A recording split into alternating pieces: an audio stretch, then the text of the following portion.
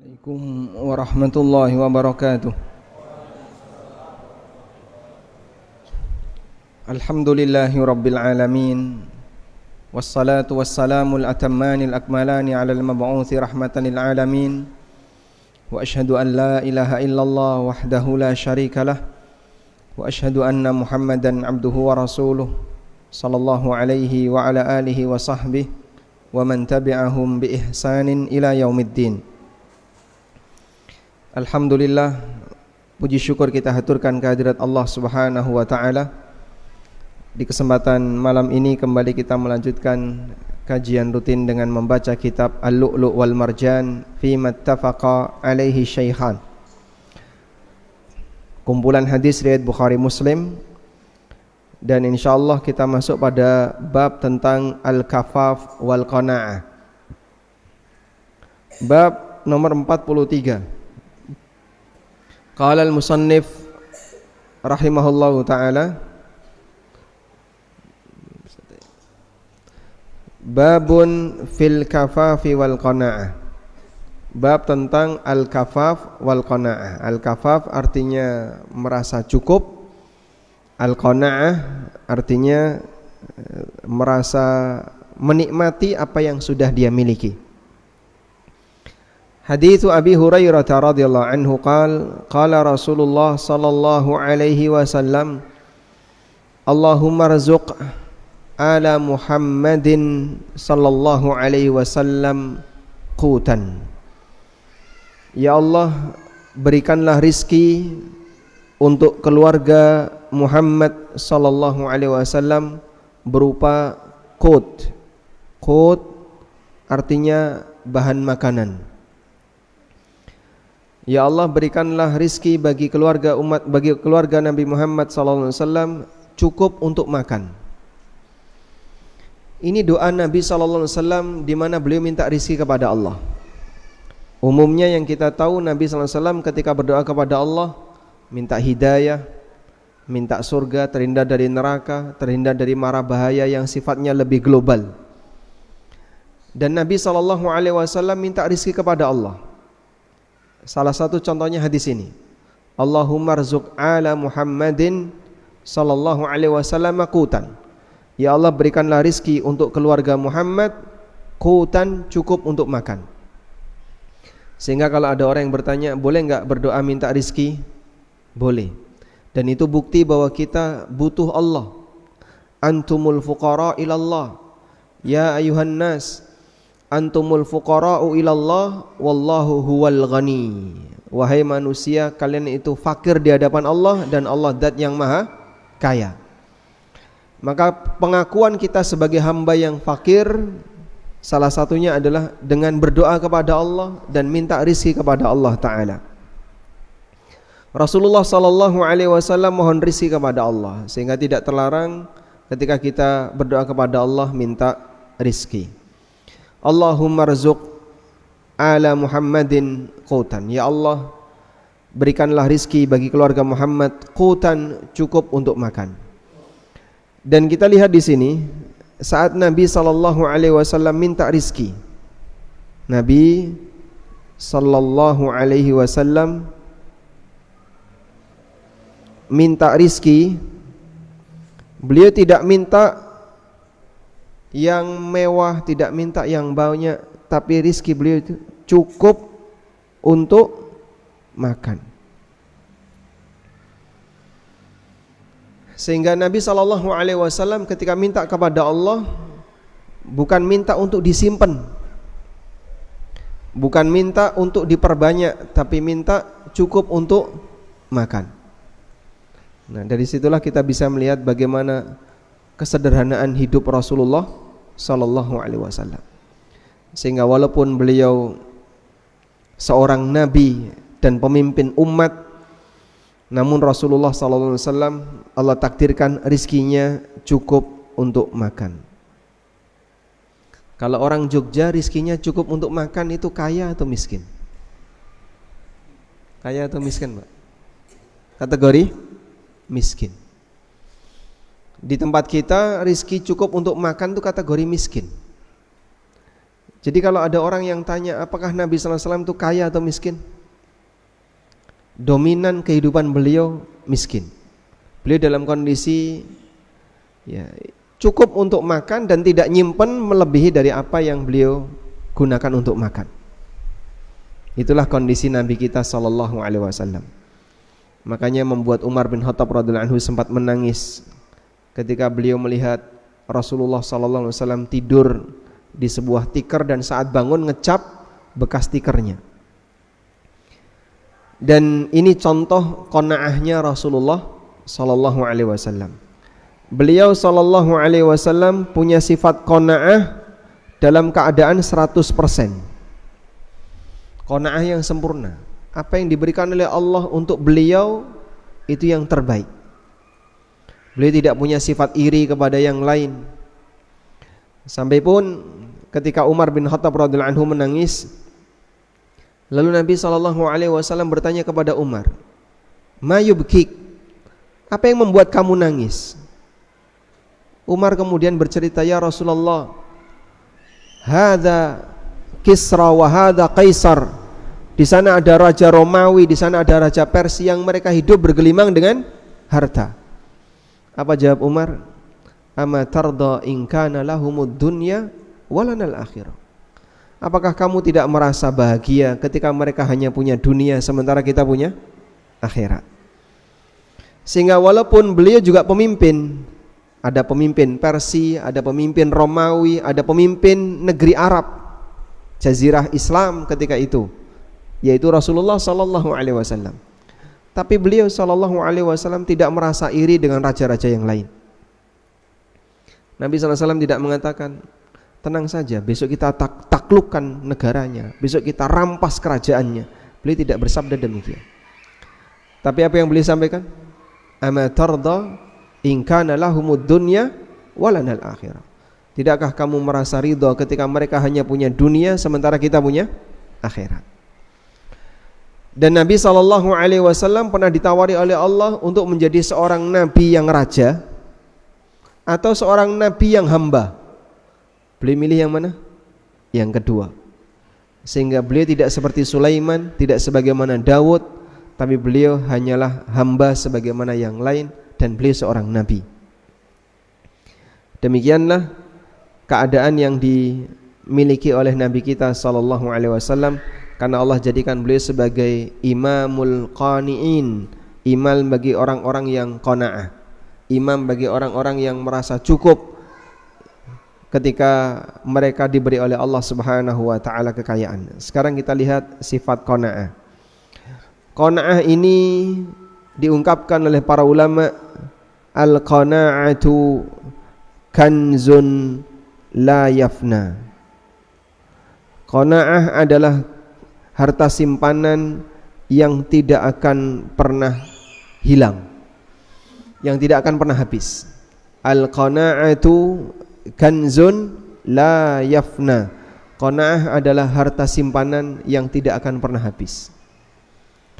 Karena ketika orang memiliki qanaah, maka dia berada di posisi yang paling bahagia.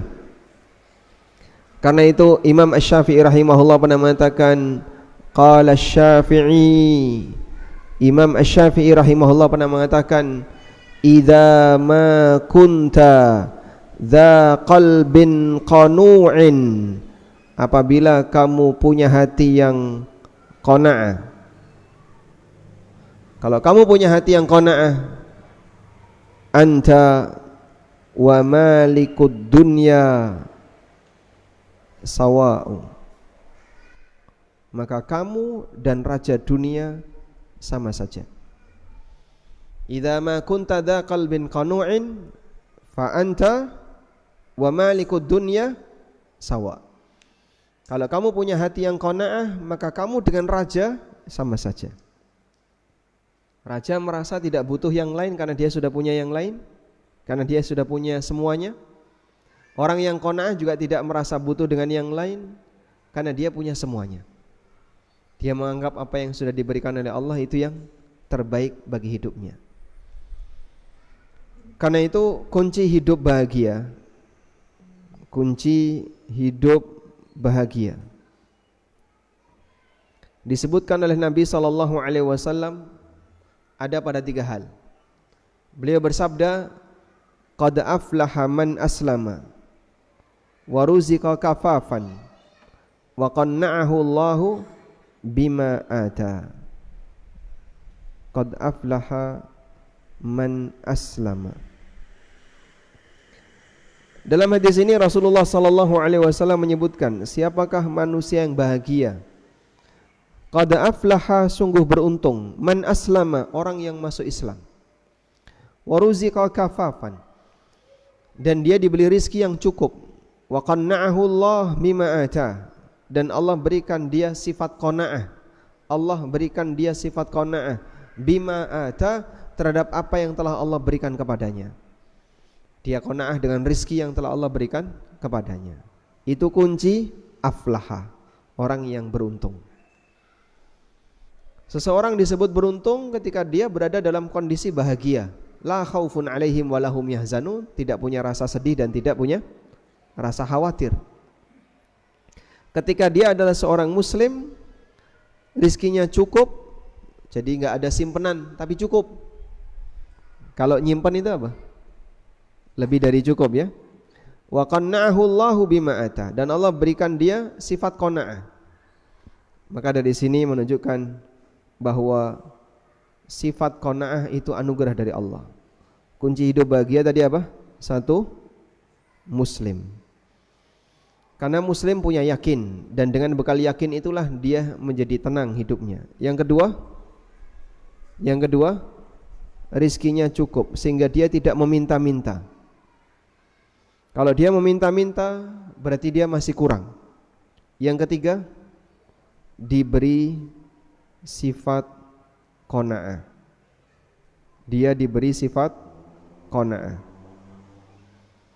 Yang ini menunjukkan bahwa qanaah adalah anugerah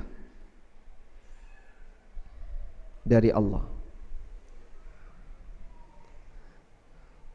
Karena ini anugerah dari Allah, berarti bisa diminta enggak? Bisa diminta enggak? Bisa. Silahkan minta sifat qanaah. Ya Allah, Allahumma ja'al qalbi dha qanu'in. Ya Allah, jadikanlah hatiku hati yang punya sifat qanaah. Karena anugerah itu sifat yang diberikan oleh Allah Subhanahu wa taala. Tayyib. Bagaimana posisi orang yang qanaah itu? Terjemahan dalam bahasa Jawa, qanaah adalah nerimo ing pantung. Dia merasa bahagia dengan apa yang dia miliki, dan dia anggap itulah yang terbaik yang Allah berikan untuknya. Ada sebuah pernyataan yang disampaikan oleh Al-Hasan bin Ali. Beliau pernah mengatakan kalimatnya seperti ini, manittakala ila khairi ikhtiyarillahi lahu.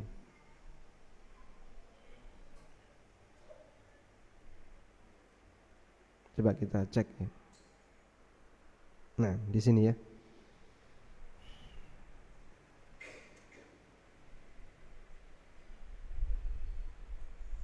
Nah, di sini. Ali bin Abi Thalib pernah menyampaikan sebuah pernyataan. Coba kita cari.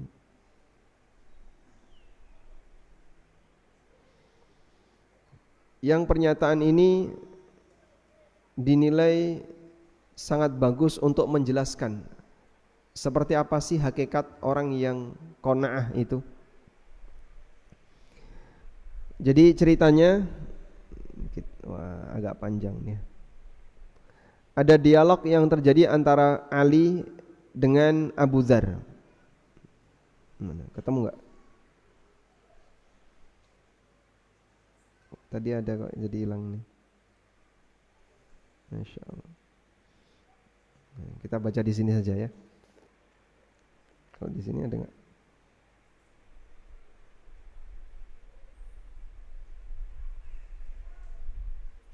Nah, di sini ya.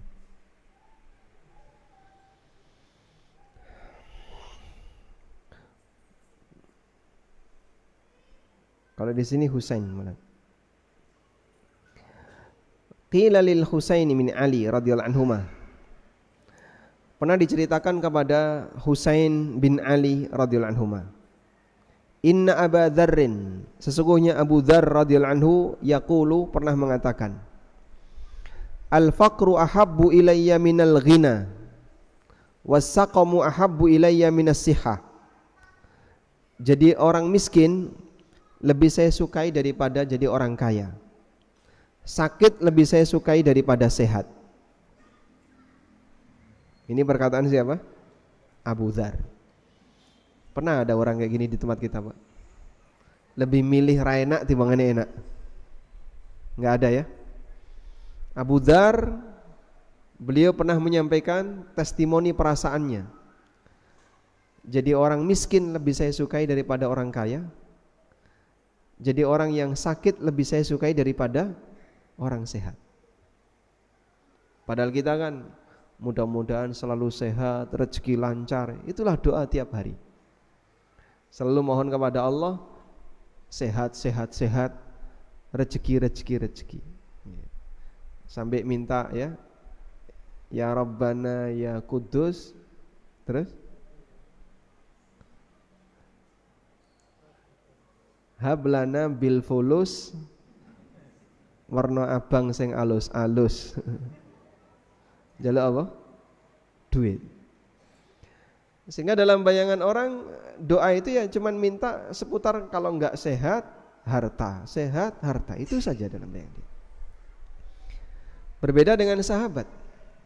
Abu Dzar menyampaikan ya. Abu Dzar menyatakan, al-faqru ahabbu ilayya minal ghina. Jadi orang miskin lebih saya sukai daripada jadi orang kaya. Sakit lebih saya sukai daripada sehat. Karena beliau bisa merasakan nikmatnya sabar. Sehingga saat beliau dapat musibah, beliau merasa dekat dengan Allah. Beliau bisa merasakan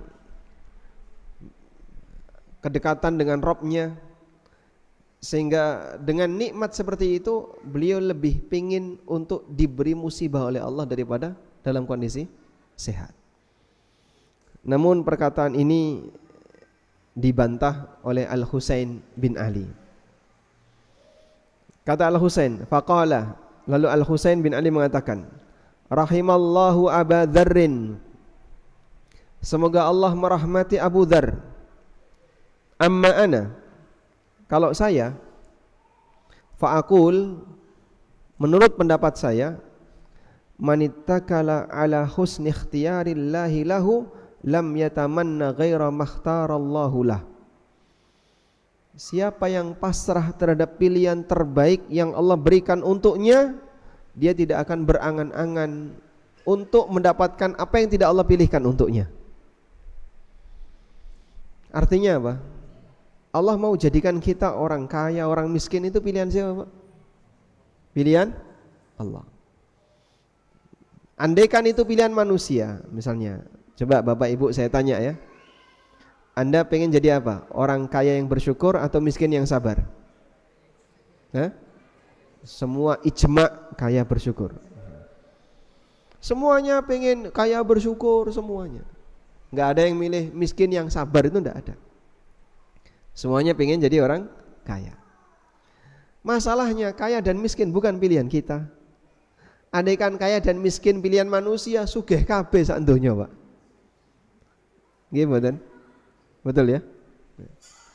Sehingga ketika status kaya, status miskin itu dikembalikan kepada pilihan manusia, sebenarnya saya pengen kaya, Pak, tapi kok jadi miskin abadi. Misalnya, ya wis nasibmu, misalnya ya.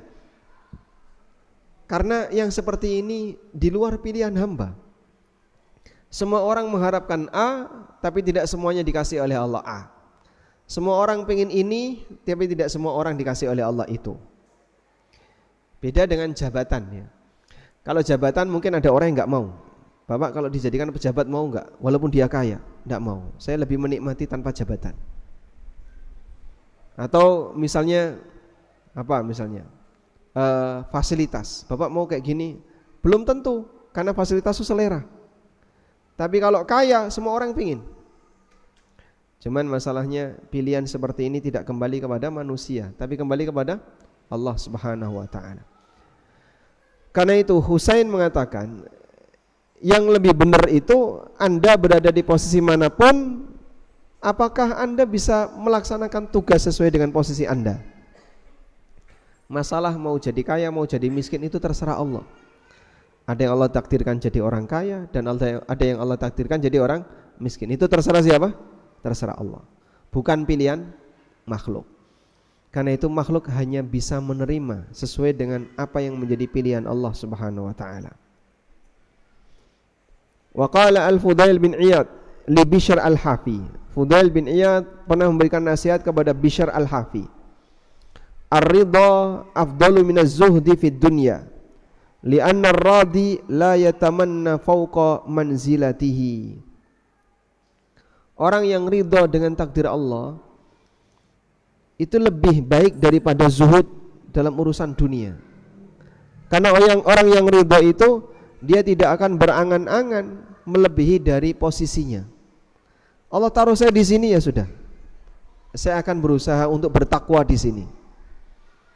Maka manusia dijadikan oleh Allah Subhanahu wa taala manusia tidak satu tingkatan dalam status. Sehingga dalam masalah ekonomi ada yang di atas, ada yang di bawah. Dalam masalah politik ada yang di atas, ada yang di bawah. Dalam masalah kecerdasan ada yang di atas, di bawah. Roda kehidupan berjalan karena mereka bisa saling melengkapi.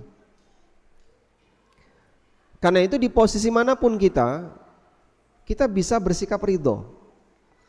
Misalnya Allah jadikan kita sebagai orang kaya misalnya. Ridho sebagai orang kaya bisa enggak? Hah? Bisa? Wah, seneng nek kayak gini ya. Bisa enggak Anda ridho sebagai orang kaya? Oh, bisa, Pak. Nek kalau kayak gitu siap saya. Orang ana sing nolak. Bisa enggak Anda ridho sebagai orang miskin? Sebentar dulu. Saya pikirkan dulu. Dimanapun posisi Anda, yang penting adalah ridho. Karena ridho kepada ketetapan Allah itulah kunci dari qanaah. Dan kebahagiaan salah satunya adalah dia diberi sifat qanaah. Lalu siapa manusia yang paling qanaah setelah Nabi Muhammad SAW? Atau kapan manusia itu bisa menjadi qanaah? Puncak qanaah dialami oleh penduduk surga. Setiap orang yang masuk surga nanti jadi manusia yang paling puas dengan semua pemberian Allah, sehingga dia tidak mengharapkan yang lain. Dia tidak mengharapkan yang lain. Karena itu Allah Subhanahu wa taala dalam Al-Qur'an menegaskan bahwa penduduk surga itu dicabut rasa apa, Pak? Wa naza'na ma fi qulubihim min ghillin wa naza'na ma fi sudurihim min ghillin ikhwanan ala sururim mutaqabilin. Ada dua ayat, di surat Al-A'raf ada, di surat Al-Hijr ada. Saya buka di surat Al-A'raf. Ini kondisi penduduk surga. Wa naza'na ma fi sudurihim min ghillin. Kami cabut dari hati mereka min ghillin, sifat kedengkian. Jadi enggak punya hasad sama orang, enggak punya dengki sama orang, enggak punya iri sama orang. Tajri min tahtihimul anhar, mengalir sungai-sungai di bawah mereka. Wa qalu, dan penduduk surga memuji Allah, alhamdulillahilladzi hadana lihadza wa ma kunna linahtadiya laula an hadanallah laqad jaa rusulu rabbina bil haqq wa nudu an tilkumul jannatu uristumuha bima kuntum ta'malun. Hidayah baru dirasakan sebagai nikmat terbesar di saat orang itu masuk surga. Maka pujian ahlul jannah apa? Segala puji bagi Allah yang telah memberikan petunjuk kepada kami, lihadza, untuk jalan ini, wa ma kunna linahtadiya, dan kita tidak akan bisa mendapatkan petunjuk laula an hadanallah, kalau Allah tidak memberikan petunjuk kepada kita. Masya Allah. Sekarang orang diberi petunjuk, bagi dia itu bukan nikmat yang besar. Makanya doanya isinya minta apa? Panjang umur, awak waras, sehat, rezeki lancar. Berputar pada tiga ini.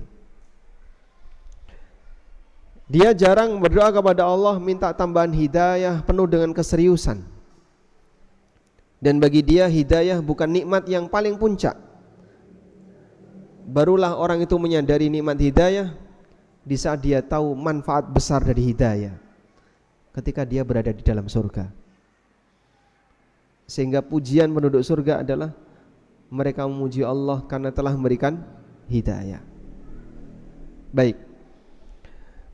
Kata Ibnul Jauzi rahimahullahu ta'ala,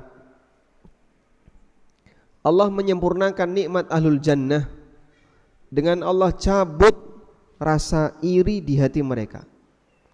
Walaula nuzi'a, andaikan rasa iri itu tidak dicabut oleh Allah, lan ghassu aishuhum, tentu hidup mereka tidak akan bisa bahagia. Hidup mereka tetap tertekan karena dia tidak merasa bahagia dengan apa yang dia miliki. Jadi kalau misalnya sudah masuk surga tapi lihat ke atas, wah itu kok surganya lebih indah, lebih bagus, iri. Orang kalau iri gimana? Nikmat yang dirasakan hilang rasa. Jadi jika orang itu iri, jika iri maka hilang rasa nikmat. Hilang rasa nikmat yang dimiliki. Wah itu kok bidadarinya lebih banyak. Wah akhirnya karo NTW wah diabaikan. Ya. Kenapa? Karena dia mengharapkan yang lain. Maka jika orang punya iri, hilang rasa nikmat yang dimiliki. Karena itu Nabi SAW memerintahkan dalam urusan dunia,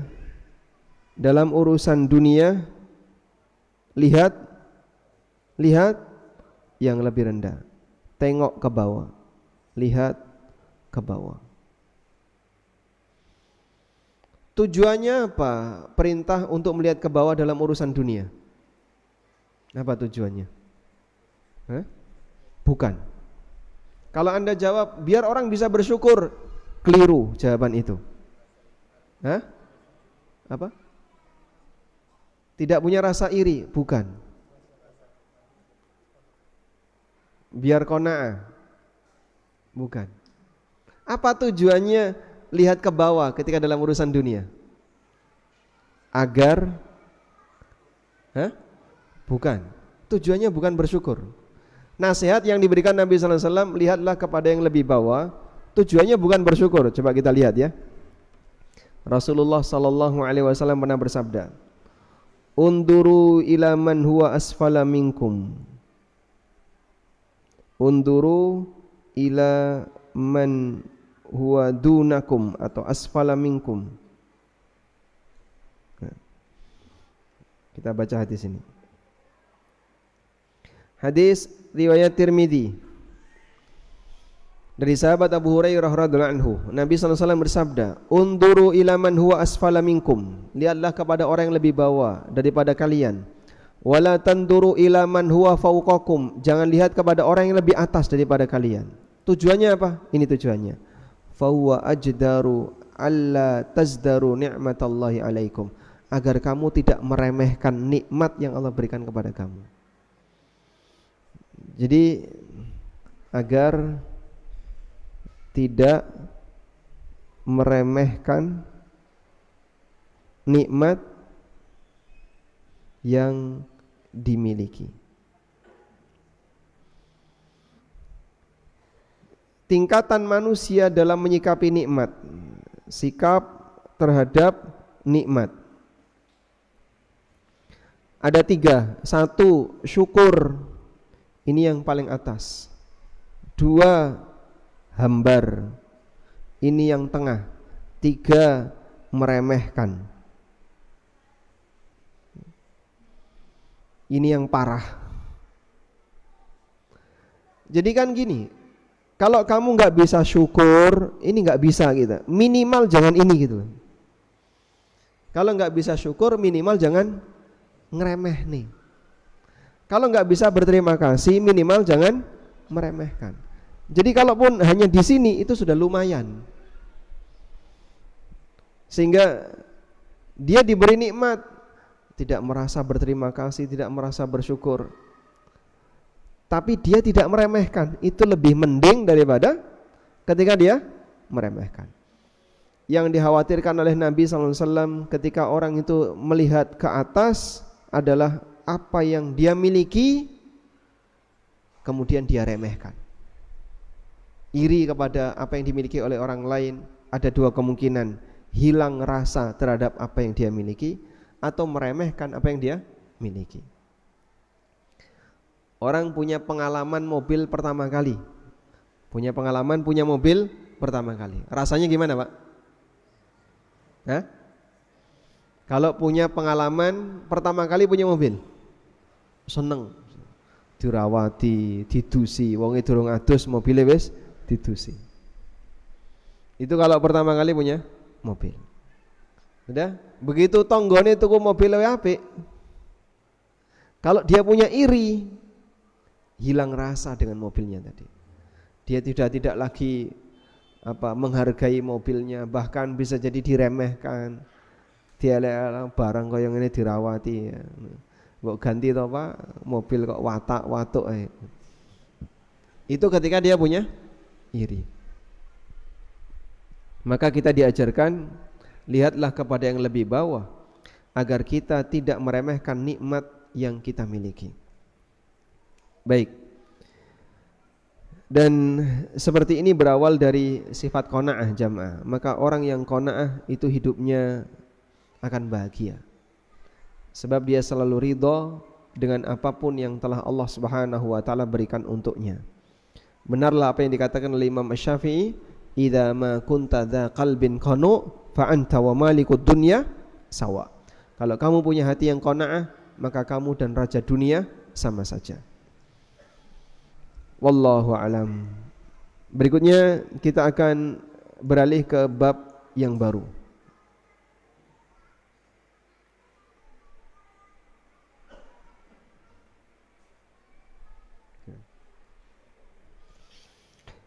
Babun i'ta'u man sa'ala bi fuhshin wa ghilzah. Hadithu Anas bin Malik radhiyallahu anhu. Anas bercerita, kuntu amshi ma'an Nabi sallallahu alaihi wasallam. Aku berjalan bersama Nabi sallallahu alaihi wasallam. Wa alaihi burdun, dan beliau memakai burdah, kain Najrani yang berasal dari daerah Najran. Najran itu di mana? Yaman. Ghalidhul hasyiyah. Ghalidhul hasyiyah. Pinggirnya itu kasar, keras. Jadi kain, tepian kainnya itu kayak kita lihat kain, Anda lihat kain ihram ya. Kain-kain selendang, tepiannya itu ghalid, keras. Fa adrakahu a'rabiyun. Lalu tiba-tiba datang orang Badui, A'rabi, orang Badui enggak punya sopan santun. Fazadabahu jadzabatan syadida. Lalu kain yang berada di leher Nabi sallallahu alaihi wasallam tadi, burdah tadi, ditarik sama Badui tadi dengan tarikan yang keras. Sehingga dia minta dengan cara kasar. Dia minta dengan maksa. Hatta nazartu ila safhati atikin Nabi sallallahu alaihi wasallam. Sampai aku melihat merah di leher Rasulullah sallallahu alaihi wasallam. Jadi ditarik sampai membekas. Qad atharat bihi hasyiatur rida. Membekas bagian tepi dari kain tadi. Jadi tepiannya itu kasar ya. Saat ditarik, tepiannya itu mengenai leher Rasulullah SAW sampai membekas. Min syiddati jadzbatihi, karena kuatnya tarikan orang tadi. Thumma qala, lalu si Badui ini setelah narik itu bilang, murli min malillahi alladhi indak. Faltafata ilaihi fadhahika thumma amara lahu bi'ata'in. Lalu Badui itu bilang, suruh orang untuk memberikan harta yang Allah berikan kepadamu. Faltafata ilaihi, kemudian Nabi SAW menoleh melihat si Badui tadi, fadhahika, kemudian beliau ketawa. Thumma amara lahu bi'ata', dan beliau perintahkan, kasih Badui ini. Akhirnya dikasih. Sehingga Rasulullah SAW bukti bahwasanya beliau tidak punya balas dendam. Beliau tidak punya balas dendam untuk dirinya, tapi beliau emosi karena larangan Allah dilanggar. Fa innahu la yankimu ala nafsi an nafsi. Nabi SAW tidak emosi karena membela diri, tapi beliau emosi ketika ada aturan Allah yang dilanggar. Wallahu a'lam.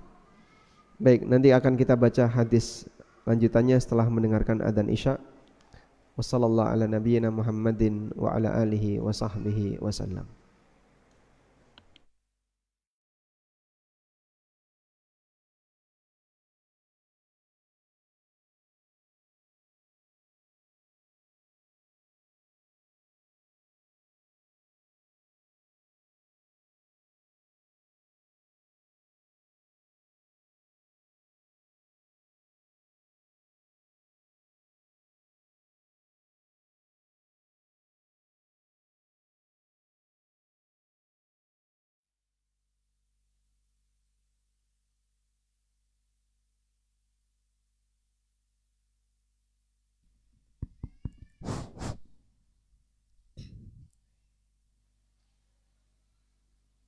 Allahu Akbar, Allahu Akbar,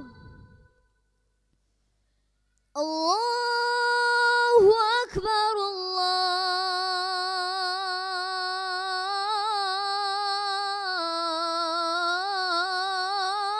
Allahu Akbar.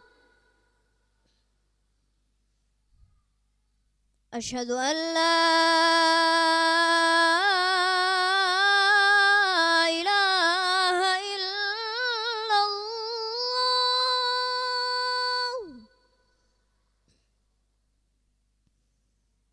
أشهد أن لا إله إلا الله.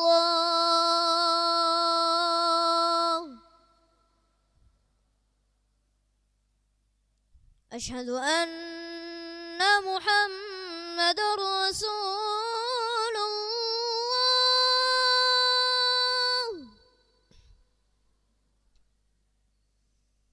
أشهد أن محمد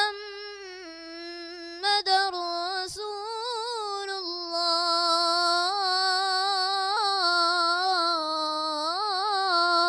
الله. حي على الصلاة،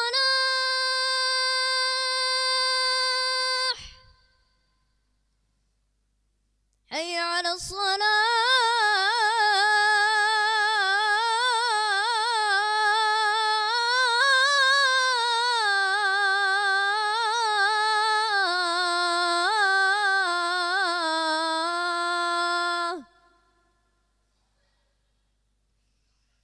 حي على الفلاح،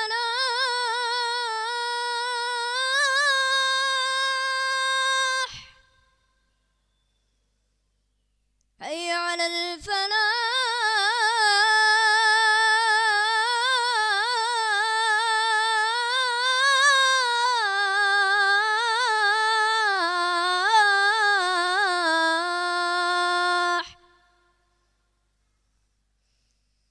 الله أكبر،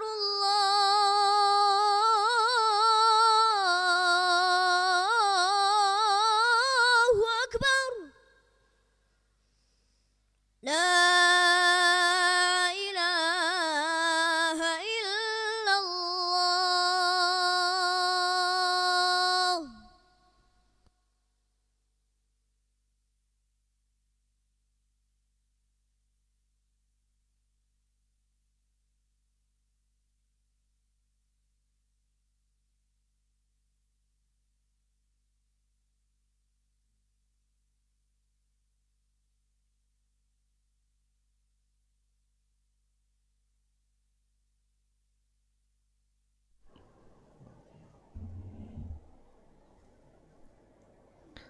Alhamdulillah wassalatu wassalamu ala Rasulillah wa ala alihi wa sahbihi wa mawalah wa asyhadu an la ilaha illallah wahdahu la syarikalah wa asyhadu anna Muhammadan abduhu wa rasuluh.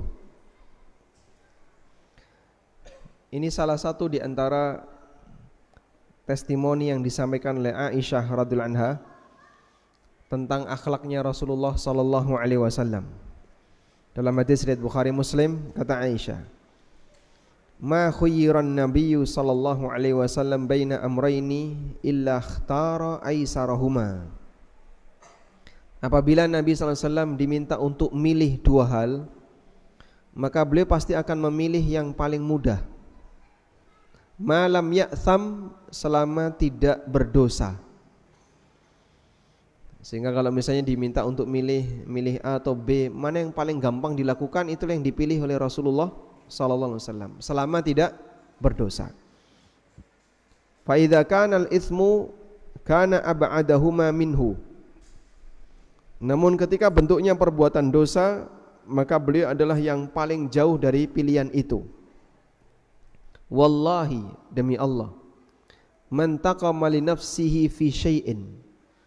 Nabi sallallahu alaihi wasallam tidak pernah marah untuk membela dirinya. Yu'ta ilaihi qat, dalam segala hal yang diarahkan kepada beliau. Hatta tuntahaka hurumatullah, sampai ketika hal yang dilarang oleh Allah itu dilanggar. Fayantaqimu lillah, sehingga beliau emosi karena membela aturan Allah. Ini sifat Nabi sallallahu alaihi wasallam. Berkebalikan dengan kita kan?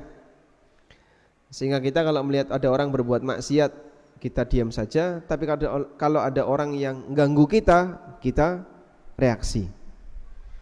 Rasulullah sallallahu alaihi wasallam tidak demikian. Hadis riwayat Bukhari Muslim. Orang di tempat kita punya prinsip, yang penting tidak ganggu. Yang penting tidak ganggu diri kita.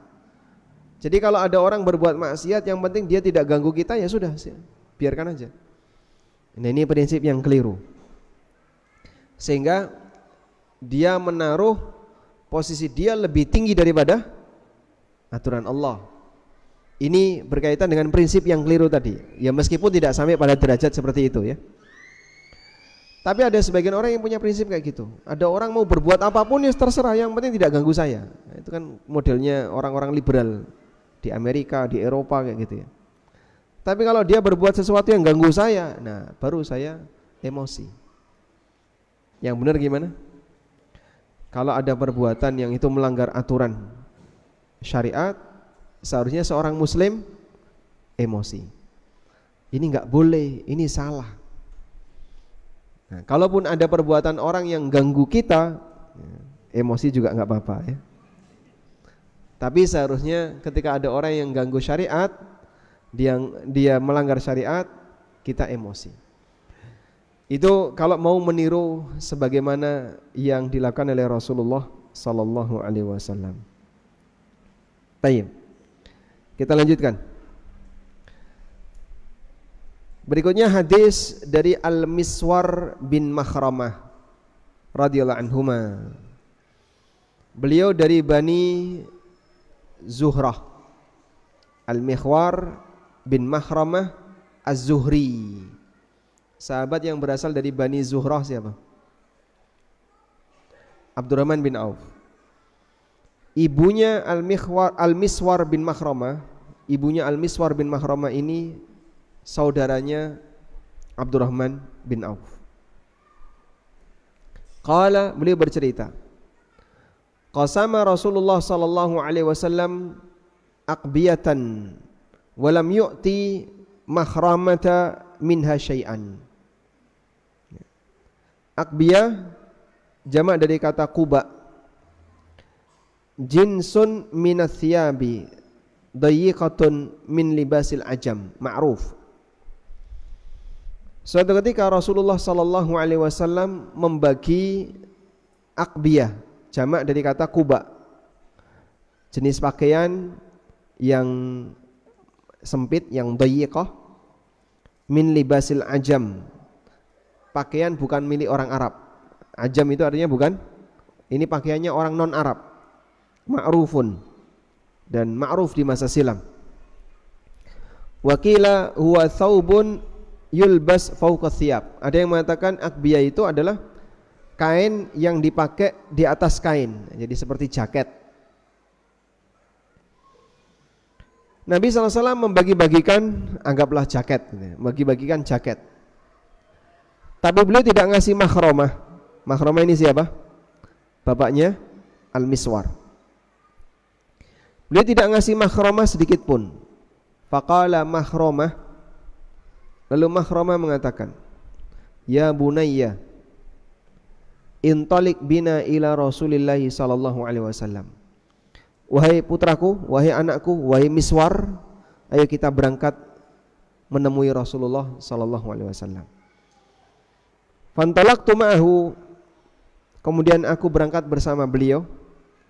Faqala udkhul fa'ad'uhu li.